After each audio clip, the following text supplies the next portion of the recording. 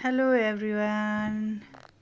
आजको यस भिडियोमा चाहिँ म हजुरहरूलाई हाम्रो गाईहरू देखाउँदैछु है। यो चाहिँ हाम्रो गाई फार्म भयो।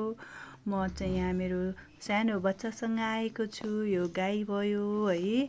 अनि यो चाहिँ अस्ति भर्खरै हाम्रो फागुनमा ब्याएको गाई। यो चाहिँ त्यसको सानो बाच्छा भयो है।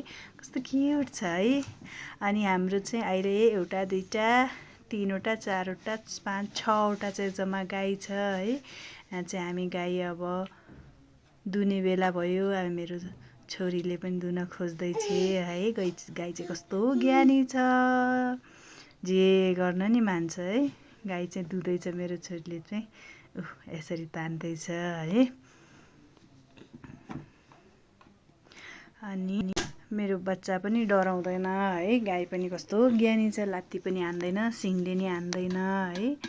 अनि अब चाहिँ हामी हाम्रो गाई दुन्छौँ है। अब दुन्ने बेला भयो। यो चाहिँ अस्ति यो ठुलो बाला बाच्छा भयो है। म चाहिँ अब गाई दुन थालेँ। अब मेरो छोरीले पनि दुन खोज्दैछ है, तान्न खोज्दैछ। अब चाहिँ हामी गाई दुन थाल्यौँ। मेरो बाबु नानीले नि साह्रै रमाउँछ यसरी गाईहरूसँग खेल्न पाएपछि है। गाई दुन पाएपछि हामी चाहिँ गाई दुन थाल्यौँ। अब